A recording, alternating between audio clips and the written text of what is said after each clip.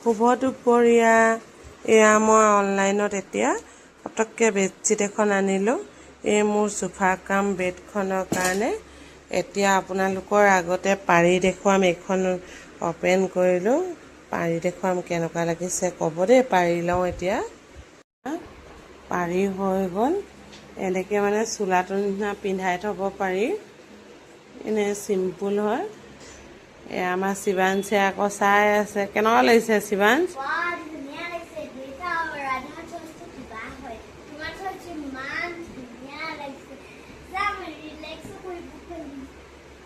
আইও, তাৰ কথা শুনিছেনে?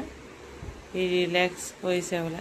দেউতাকৰ আৰু ৰাধা চইচটো ভাল নালাগে বোলে, মোৰ চইচটো ভাল লাগে। শুনিছে নহয়? অঁ, অকল খেলা ধান্দা শিৱাংশৰ, যিহেতু স্কুল বন্ধ। শিৱাংশ বাই কৈ দিয়া।